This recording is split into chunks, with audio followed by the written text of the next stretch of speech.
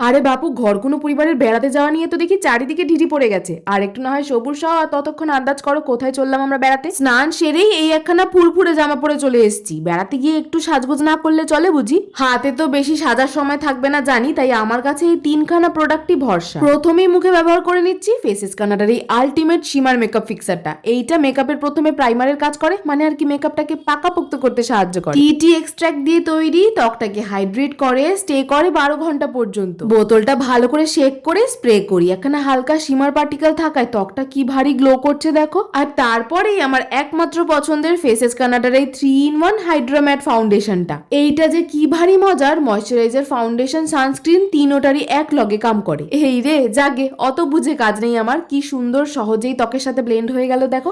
আর faces কানাডার এই comfy mat wow লিপস্টিকটা, ইদানিং তো এই নিউড সেটার প্রেমে পড়ে আছি, তা বোধহয় তোমাদের এতগুলো ভিডিও দেখার পর আর জানতে বাকি না। ঠোঁটের পাশাপাশি ঠুসঠাস একটু ব্লাশ আর আইশ্যাডো হিসাবে ব্যবহার করতে এই একখানা লিপস্টিকই 100-তে 100। শেষে আরো একবার আলটিমেট শিমার ফিক্সারটা স্প্রে করে নিলাম। ত্বকটা যেই পরিমাণ চকচক করছে সেই খুশিতে আমি তো আত্মহারা। আর কি তড়ি ঘড়ি সেজে গুজে বেরিয়ে পড়লাম সমুদ্রের পাড়ে সূর্যাস্ত দেখতে। কানে ভেসে আসা ঢেউয়ের আওয়াজ, সঙ্গে দোলনায় এই দোল খাওয়ার অনুভূতিটা বাক্যে বোঝাই কেমনে। এই যা ভাবলাম ধাঁধায় রাখবো যে কোথায় চলেছি বেড়াতে, তোমরাই আন্দাজ করো। তবে সমুদ্রের পাড়টাই যে দেখিয়ে দিলাম, তবু এই জায়গায় কার কার চেনা বলো দেখি কমেন্ট বাক্সে। গোটা বিকালটা ঢেউয়ের মাঝে ছোটাছুটি করেও ফিরে তো দেখি যেমনটা সাজগোজ করেছিলাম তা তো অমনই আছে। আরো খানিকটা পরখ করতে মুখে এক ঝাপটা জলও দিয়ে দেখলাম। আমি ক্লান্ত হয়ে গেছি, কিন্তু আমার মুখের মেকআপ যেমনটা ছিল ঠিক বরাবরই আছে। এর চেয়ে বেশি সুখের আর আমার চাই কি বলো দেখি? লিঙ্কগুলো না হয় ট্যাগ করে দেবো। রাধে রাধে।